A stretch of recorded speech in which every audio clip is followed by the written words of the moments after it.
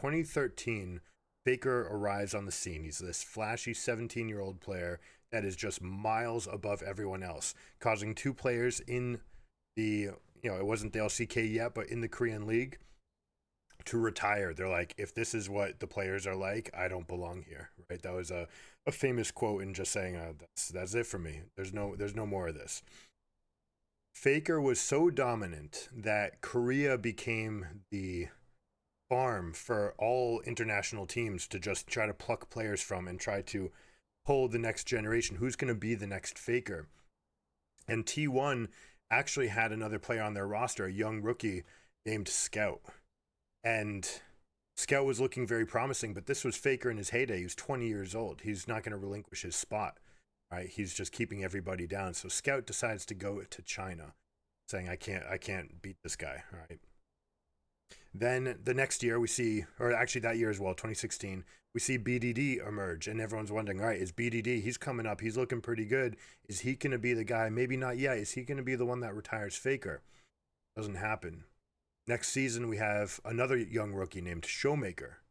Showmaker comes up. Is he going to be the one that retires Faker? He looks even stronger than BDD. Still not enough. He still doesn't retire him. Now, Showmaker does a little bit better for himself. He has a Worlds title to his belt. So he has that he can claim, and he has defeated Faker more times in best of series in Korea. So it's a little bit closer. Then you have this phenom that comes up with perfect laning, like as if you had programmed an AI to do it. His name is Chovy. He's so good that they make the Church of Chovy, and LS gushes over this kid and how he's going to beat Faker. But he doesn't, even after 4 years now, doesn't have the nerves or the wit to survive in the world's best of series. Here we go. It's Faker still here. And not only this, but he has to beat Scout to go to the next round. And this whole story of these Korean mid laners, and in fact, every mid laner that has ever won a world championship since Faker has been Korean.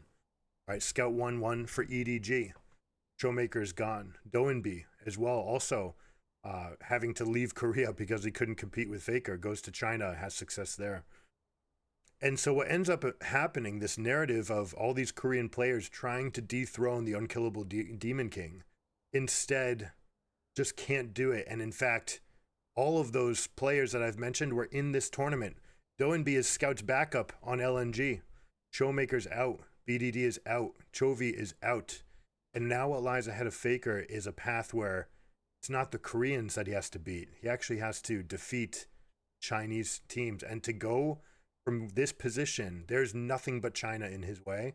He needs to beat a Chinese team to get out of the quarterfinals, where he will meet another Chinese team in the semifinals.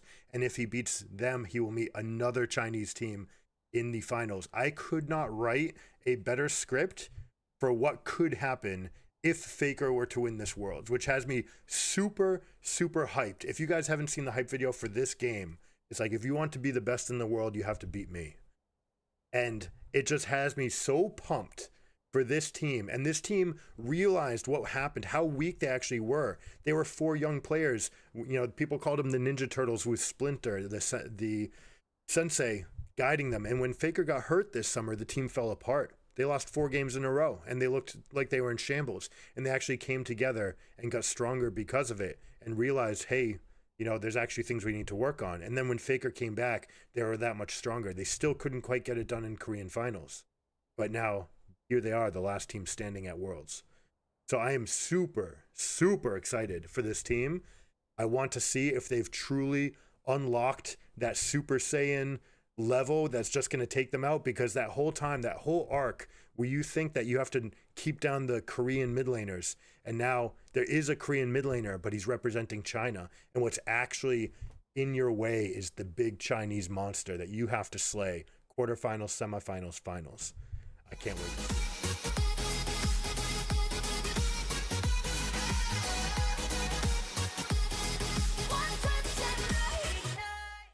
But anyways, here we go. We're in the game. We've got the draft ahead of us. Interesting to see Gwen. Gwen has been a huge flop at Worlds so far.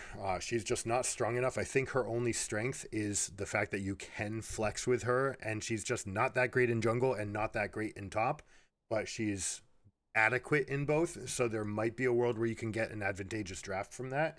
But I don't think that this is the one. All right, we got Jarvan and Azir. We've got Kai'Sa and Blitzcrank. Blitzcrank also not being very strong. Had that one super flashy game in the play-in stage, right? And that's not worth that much. Comparing that to Rel, Orianna, which are very good champions. Aatrox a very good champion, especially now that Rumble's gone. You have that tier to yourself where Aatrox can go and try to fight this out. We see Jax and Rumble are gone. There's no Renekton to worry about. And then they get the secret sauce in the bot lane, Nila and Senna. And Senna is much stronger than people realize. And especially, I mean, people might think of it now because 1320 went live and games got longer, and now Senna's kind of OP. But this lane in particular can do some really cool things, and especially the changing of the level spikes is going to be hugely important. So I expect there to be a lot of action in the early game. I expect there to be an Aatrox island with Gwen on it. Aatrox should be the king of that island. And Azir should be able to get the push onto Orianna. But this is Scout's first time ever playing against Faker, right? It's been 7 years, and they haven't played a best of 5 against each other. But Scout could not beat him. He was on T1 as the substitute, and Faker kept him off. And so there might be a very real amount of nerves, regarding playing against your idol. We saw that multiple times already in this tournament, actually. So it's just rife with storylines. There's tons to talk about. I'm super excited about this draft. I love seeing Senna, and I love seeing Nila. I love seeing champions that change the rules of the game. And I'm excited to see which breakpoints they're willing to take as far as getting Nila up in levels and whether or not they opt to take spikes. One of the things that you will most notably see about this lane is that it reaches level 6 when Rift Herald spawns, which is not something that you normally get. So we'll see whether or not we put a high priority on the Rift Herald. So without further ado, I'm super pumped. I hope you guys are too. Quick reminder, make sure you like and subscribe. I'm going to be giving a giveaway 10 hours at the Academy to 5 lucky winners. All you need to do is comment on this video, and I will choose from people that have commented, who are subscribed to the channel, and we'll be doing that at the end of the Worlds. So let's check it out. Gotta love T1 in this draft. Gwen just feels kind of weak. I'm very surprised to see it. Normally I would have seen something like Kennen. I'm surprised that we haven't seen more Kennen in this tournament. Kennen's quite strong. Also just a direct counter to Renekton. So you can take it and let enemy team get Aatrox. There is a little bit of counterplay there. Aatrox can go for Q sweet spots against him. Gwen has a little bit more play where she can go for these big snip outplays, especially when we're talking about big all-ins. She can also be a sort of counter to Orianna, so we'll see whether or not that comes up. Now, as far as team fight shape, with Orianna, you'd like to have someone that can dive in. Well, she's got that, all right? And then these two are diving in. Orianna will be the position behind her. Senna will be the position behind that. So this will be the spot of the fight. Aatrox is going to try to close the door, flanking behind, making it a very easy front-to-back situation where you can go for this engage, and Senna can look in a straight line to all of her allies. So very easy to envision what T1's going to try to do in this game. We have an early invade on Raptors. Raptors is the camp of the tournament. It spawns closest to mid lane. That makes it the most important one. And it goes by so quickly, right? It's so easy for these tanks, especially with their damage modifiers, to be able to clear this camp. And we'll see what kind of iterations we get. You also see a red ward dropped and a blue ward, I should say, a ward for red team, a ward for blue team on these next camps to really take measure to how much Rel is looking to get. Now, Jarvan should jump over this wall. That's exactly what he's doing. Now, he can go and say, I'm going to take 4 camps. Now, check this out. This was a path that started emerging. You have a lot of options by starting Wolves. All right, when you start Wolves, you can either go Gromp into blue and then get fast respawns on this side of the map. That lets you go to invades. You can also go Wolves blue into red. You can also do Wolves into red and Krugs to get to your spikes. And so I like this adaptation. I love the Wolf start. It's something that people have not been talking about enough. But maybe we're going to see more of it now that it has come to the forefront. Now, with Rel's information here, she hasn't seen Jarvan on the red buff yet. She can assume that her side is getting invaded, all right? Jarvan also put this out for himself, which means basically by taking the red and the Krugs, all right, by taking Wolf red Krugs, he's looking to get his level 3. He can't do Raptors first or he's not going to get the spike. Now he can come over, take over this camp. That's why he left the ward there, so he could fight Rel if it came to it. Rel has to realize what's going on because they did not see Jarvan on the ward, so she knows that it's now safe to go take the camps. only they know this timer, right? Because they had the red team had a ward here. It's only blue team that had a ward on Krugs, I should say. So now that Rel's taken it, Rel might be incentivized to also go for the Gromp, although she doesn't have perfect information about that. So far, right now, the rest of everything they're doing is all inferred, right? It's all inferred. They have not seen each other at all since they crossed. This ward is actually kind of shallow. Normally, we expect a little bit different from mid laners. You do sometimes put it in the ward against a champion like J4 that has short cooldowns that he can jump into that bush and then look to gank from there. I love seeing this early path. You see how Owner hit level 4 off of that? You can't hit level 4 without taking this Krugs camp. Even when you took this, you're going to be a little bit shy. So you path middle, has a bunch of ancillary bonuses. One that you can help your mid laner to push. That allows you to get prio, allows you to move into the jungle faster. It means that Rel also is in position to come take her camp. Now, she also could have just stayed here and just tried to get this right off the spawn because there was a little bit of back and forth across the river. But instead, ends up giving up the camp and saying, hey, I'm going to fight you for your camps now because my team has pushed in the bot lane and we have crashed this all the way in. Realizes that Jarvan is instead going for his own respawn here on the Wolves. So she'll be uncontested. And so it's super interesting, right? You just watch these jungle matchups. Everything that they've done from the first sight, right, has been inferred. They went over, she started coming over here. The fact that she didn't see on these camps meant that she knew that he went this way. Jarvan was doing similar things because they didn't see Rel on Krugs. He knew he could invade. And even then, he might just invade anyways and look to take that fight. So anyways, with the junglers passing like ships in the night, that means that the solo laners are largely going to be left to the mechanics of their own prowess, right? Their own matchup specific prowess. You see that Orianna is spending a lot of mana to try to harass Azir. This is something that we don't normally see from Azir's. Worth pointing out that we don't have the Hail of Blades start, which is Hail of Blades, Cheap Shot, and Scorch. You tend to pair all of those together so that you can have a good lane against Orianna and push her out. We don't see that this time.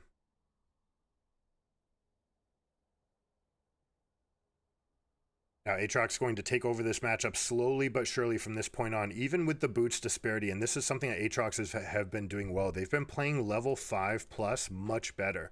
Normally, level 5 is about your last chance to be super aggressive into the Aatrox and play. And you see a lot of these champions, these players have been backing to get early boots and trying to take the lane for themselves with that advantage, but they just haven't been able to do it. And the longer that you can sustain off of just this Doran shield, the better your situation's going to be. Now, hold on, Zeus is able to get out. He's got level 6, which means he uses his ultimate to get out. They try to use the slow to follow up. They're trying to get snip. Beautiful job by Zika pointing the snip and then dashing over here to maneuver it to the side. A little bit of a miss there from T1. They had Owner in the vicinity shadowing the push, and they thought that the push was good. Maybe tried to get the reset, and a little bit of a miscommunication because Owner did leave, leaving Zeus alone. Perfect timing by Tarzan to arrive right at that window where Owner was gone and to punish that. So very well played. You see that they also invested the control ward here. Make sure they could get that for themselves. Now remember I said that bot lane was going to have some interesting level discrepancies. Check this out. This is a level 6 carry at 6 minutes and 50 seconds into the game. Guys, this isn't even close, okay?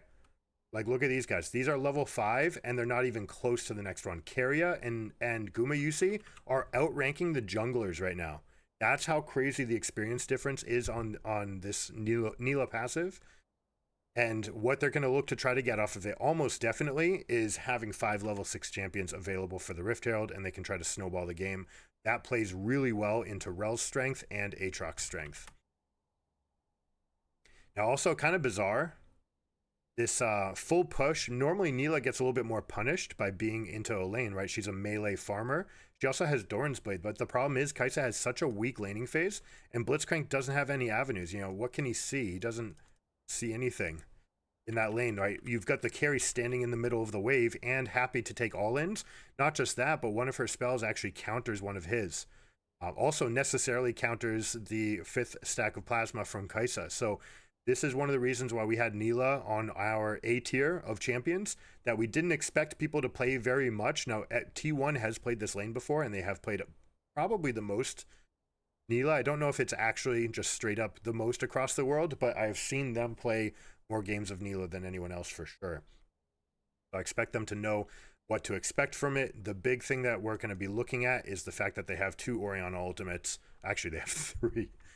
3 ultimates that essentially do the same thing. So if you ever find a window where you're able to connect the dots and grab all 3 people and suck them in, then you're going to have a big team fight where you're going to be able to draw all your ultimates. Now, this is a huge mistake by LNG. You have to realize how weak you are coming over here. Senna's level 6. She can influence this fight. Okay? There's no one else that can influence from the bottom lane. So that means that they're going to be stronger. Not just that, but we're talking about the spikes from these teams that have mid-game spikes. Gwen is going to outscale. Azir is going to outscale. But that's not now. So you have no business going to check for a Rift Herald. You have to play towards your team's strengths. And right now, we've got the push in the bot lane, the fact that Senna can have global influence, the fact that Rel and Aatrox are spiked, means that they are going to play heavy to the top side of the map. These 2 can come in, then they can rotate over towards the Orianna if they need. They also might bring the Aatrox over to fight in these dragon pits. So all things told, Dragon lead, Herald lead, 1k gold lead, all of these in the bank for the boss. Faker. Good movement there by Owner and Faker sidestepping, making sure that they're not hit. Aatrox doesn't mind getting hit, that they get multiple prizes from this. Azir ultimate is expended and to no avail. They're going to continue being strong. Also, they're missing these 2. Orianna's coming up first, so she will be strongest first. Now, Azir, talking about this champion, the modes that Azir goes into, he tends to go into 3 different phases. Phase 1, level 6, is I am the initiator. I go in and I scoop someone back, and I pair it with 1 or 2 other people to try to combo a kill. Phase 2, level 11, we'll call it, everything up to level 15, is I want to be able to fight my skirmishes, and I'm going to reposition people, right? We're going to try to take the fight in one direction and change the direction of the fight. As the game gets longer and longer, it gets harder and harder to find it. You still might find causes for each of these, but very often you just end up with a, let me just push you away. You guys are trying to engage onto my backline carries. Myself and Senna are going, myself and Kaisa just want to have a very safe place to deal damage from while you guys engage on our 3 stack, and then we're going to go and just shove you back and continue dealing damage.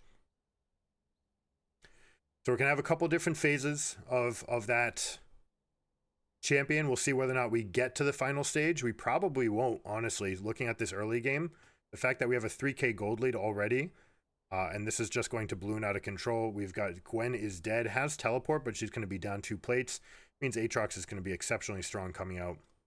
We finally see Hex Drinker first. We've been seeing so many Merc Treads and things like this into this combination. And yeah, the boots and the Merc Treads in particular can be good for getting away from a Jarvan EQ.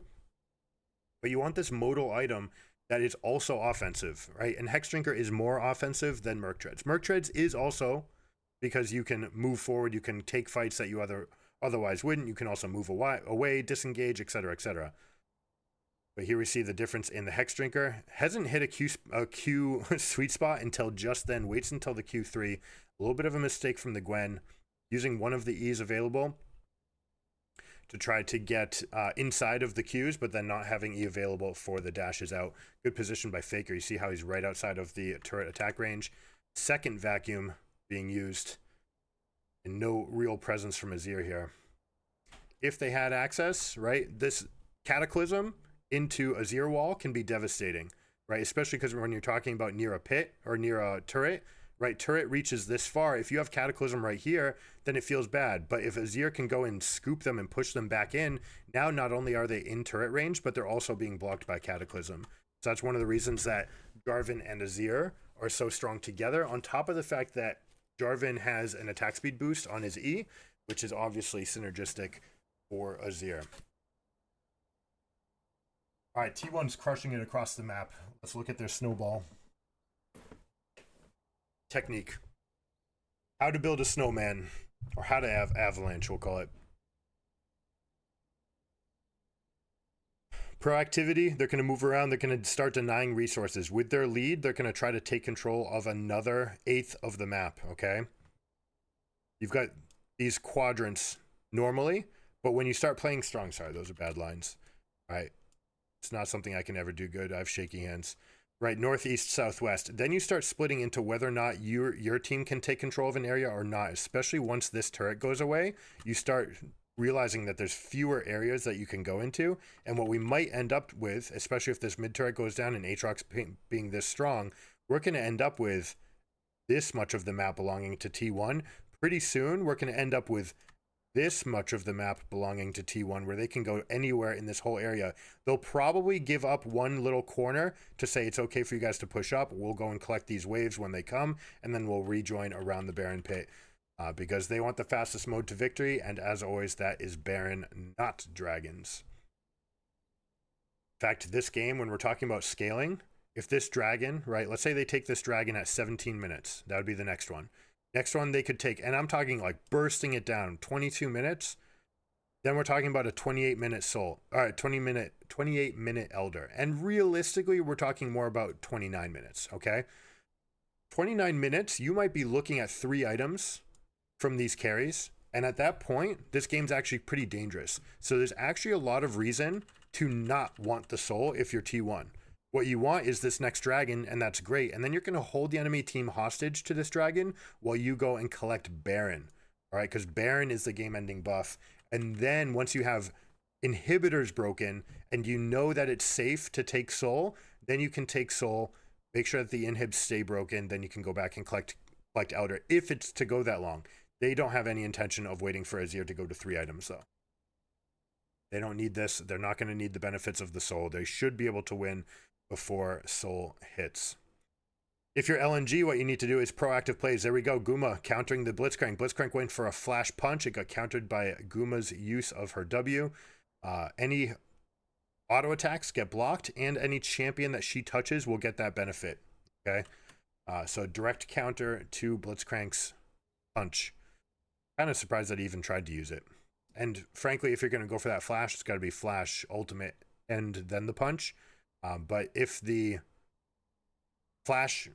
ultimate's in range, like that's probably already time that she already had to turn on her blank. So it really would have to be R, flash, E. You might even have to have E pressed already, so that when you flash and the auto command, you need all of these already queued. So your attack and your E is already queued. You need to cast your R and then flash on top of them immediately to get the instantaneous hits. Very, very difficult to get all 4 of those steps without Gumayusi being able to interrupt. And even if you do, you've made it so what's the word I'm looking for? Predictable, right? You've advertised that that's what you're trying to do. Here I am sprinting at you with my E turned on. It's pretty clear what the plan is, so the team can start developing a defensive strategy. All right, so to get this Baron, we're 4 minutes away from Baron. We do have a dragon that they are going to want to take. All right, so the first thing that they're going to do is start pushing in mid. They want to eliminate this turret first, and then they want to get this shallow line of vision in the southern quadrant. That'll allow them to fight for the dragon now that they're super spiked. They have level 11 on their carry and 10 on Senna, which is obviously going to make a stark comparison with Blitzcrank's 7. Very interesting about this Neela passive as well. It takes away a lot of Senna's weaknesses and the abilities that Senna would normally have issues with. You know, the fact that she might be a level 7 or 8 character can normally be a problem, right? It makes her very squishy. It means that Gwen or Azir or Jar, you know, literally anybody on the team can one-shot her. But the fact that she's level 10 means she has that much more access. They're moving together. They also have a carry that has that ability to make her invulnerable to attacks, so it's that much harder to connect and make anything meaningful happen. Now, Aatrox should look to push this over. I don't think he needs to go after this one. The wave is gone. He should start moving over to mid so he can be relevant. Option B is to just stand back and get ready to teleport and say, hey, we can go after this. T1's dutifully can start pushing this lane and then move over towards the dragon themselves.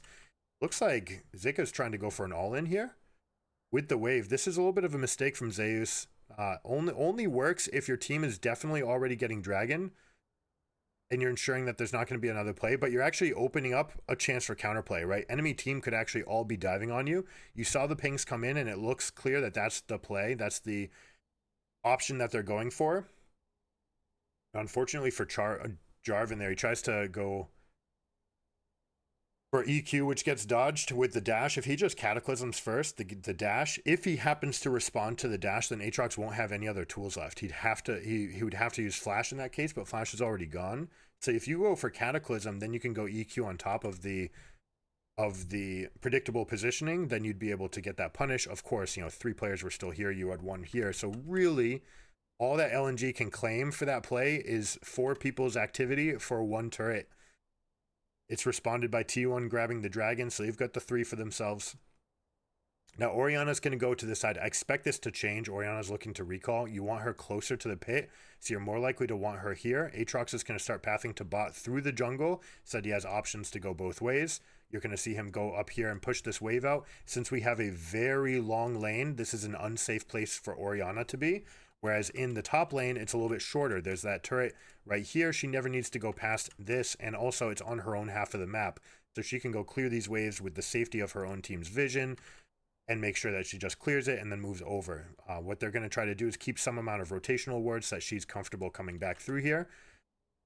And if you're LNG and you want to punish, you want to get wards like this one. All right, you want to try to get something that can see her as she's moving, and maybe you can make a proactive play. Problem is you don't have access to this. You only have the 1 teleport. That said, Jarvan always can give you a teleport because his E, the Demacian standard, is something you can teleport to. So I would have preferred to see LNG trying to make a sneak play in this little pocket right here. Now that it's earlier than the Baron, you might get away with something, and when you're behind, you need to take bigger risks. You can't just do status quo game because T1 will bleed you out. The scouting report is out on this team. They're pretty good at ending 1 games. They dot the I's, they cross their T's. Their penmanship is perfect, if you will. All right, so here they go. They've taken the outer structures. They're very comfortable. They're going to go spend their gold. They're going to come back to mid lane. They're going to make sure that they have this umbrella of vision, nice little safety pocket for themselves, and then they're going to work their way slowly back into the Baron, making sure that mid wave stays pushed. Aatrox is very comfortable being in this side. You notice that he's totally okay having the pocket right here because he's got his teleport anyways. The plan is to join this fight. Now, something that the top laner could look to do, Gwen could look to push first and then just try to walk here, try to not have to use her teleport, and maybe they can try to make a proactive play. As we mentioned, hold on. All right, would have been an interesting time for Hong to try that hook, right? You can make that hook and then immediately cast your ultimate and step away from the Baron, right? That will aggro the Baron immediately, pull the Rel inside, and break her shield. Stop her from being able to have much counterplay. And she would have to basically wait it out and then jump out over the pit. If she's on her horse, right? Might catch her when she's walking. She's generally going to be on her horse. That's the better spot to be, so you have mobility around the map. But you might have that window where you can pull. And remember that play that we said, playing for this pocket of vision? It's gone. T1 has worked their way in. Look at, I won't draw on the map because everything's really cluttered here right now, but look at all the control wards that they have, all the wards they have. You can see in front of your screen how much they're fighting for this area. When they do want to cross, they hug close to this wall because there is a danger from behind this infernal break, right? This rotations here and here are suddenly possible. So you want to make sure that you're being quite careful when this big Baron wall is at your back. It's especially true for the carries. They won't tend to go across that wall unless their team is already there, but that's why you see Owner going there first, saying, I'm going to help in clearing out this vision.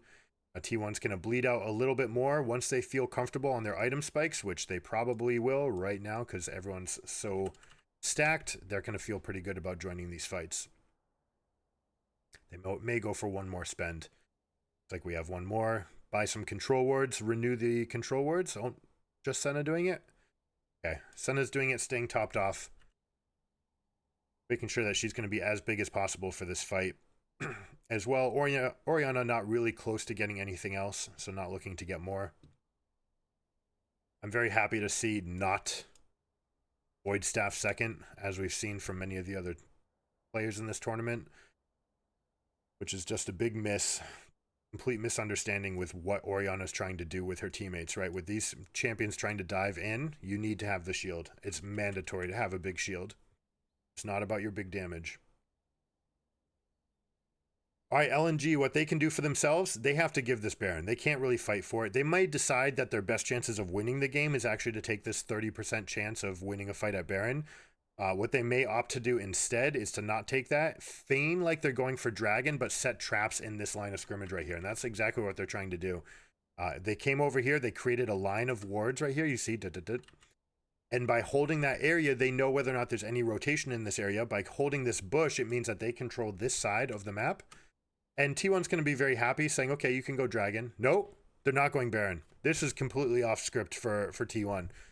This is them deciding that, hey, we're actually so much bigger than you guys that we can go win this fight anyways. Rel jumps in, uses the ultimate. They get a big chunk of damage. This right here is a good adaptation based on the size of the wallet diff. The fact that they're so much bigger and they have so many levels from the bot lane is why they're taking this fight, and they clean it up nice and easily. Not only that, but they got the soul, which was part of them helping to get this all done very quickly, but they would have won that fight no matter what. Very much off of what T1 normally does. Normally they say go for it, we'll go take this, right? And then we'll just bleed you out. We'll take all of the other tier 2s on the map, plus we'll get an inhibitor down, and then we'll go for this once the inhib is down. But instead they take the fight, win it very easily, pick this up, grab the Baron, and now we will see them go into adjacent lanes for their push. They are big enough where they might go for everything. That Dragon was really low for a long time. Why was that?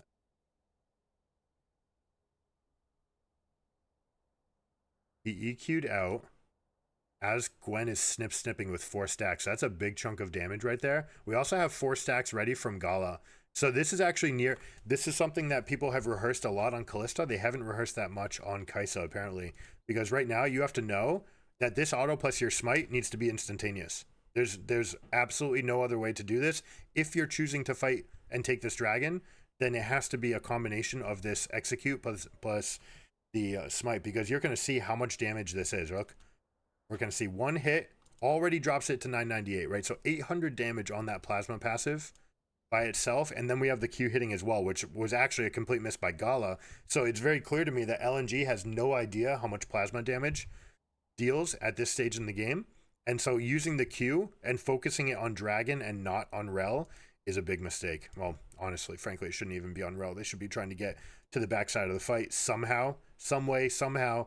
This needed to be hold on, as they're approaching, this had to be an EQ, a Cataclysm first with an EQ out as you use the plasma stack here to go kill the Dragon. Then you buy yourself the most amount of time for your team to figure out exactly what the shape of the fight's going to be, and you have a Cataclysm that your team, like for example Azir and Kai'Sa, can be waylaying into, right? Then you have Hong on the outside. He can walk up to the edge, use his ultimate, or he can go and say, let me take aim for one player, try to hook them out, or just run into the front or the middle of the fight and cast my big ultimate to try to give us some sort of window to do things. So this is a pretty big miss on execution from LNG. This shouldn't have been as easy as it was for T1, but we see that largely it comes down to not knowing how much this plasma is going to deal.